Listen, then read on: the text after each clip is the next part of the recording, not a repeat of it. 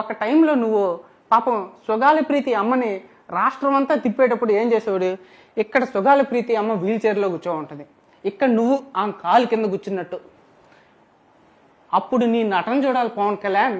ఆ నటన గన ఈరోజు హరిహర వీరమల్లు సినిమాలో కానీ చేసి ఉంటే పవన్ కళ్యాణ్ నీకు ఈ రోజుకి 100 CR షేర్ వచ్చేసింది. పవన్ కళ్యాణ్ అప్పుడు నువ్వు ఎలాంటి మాటలు మాట్లాడావంటే సుగాలి ప్రీతి తల్లితో, అమ్మ నేను నీ కొడుకు లాంటి అనుకో, నా చెల్లికి నేను న్యాయం చేస్తా.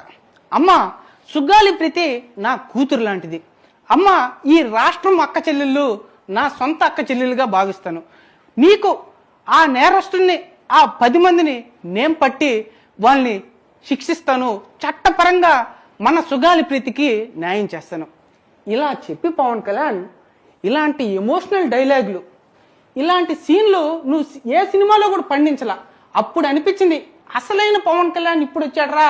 పవన్ కళ్యాణ్ నటన విశ్వరూపం ఆ రోజు నీలో చూసాం. పవన్ కళ్యాణ్ ఆమె కాలు మీద పడిపోయావు, అమ్మా తల్లి. అప్పుడు రాష్ట్రం అంతా నేను కూడా ఏడ్ చేసే పవన్ కళ్యాణ్ నీ నటనకి. ఓడే అమ్మ బడవాది నటన అసలు ఎన్టీఆర్నే మించిపోయావు. ఒకానొక టైంలో ఒకానొక డైలాగులు చెప్తుంటే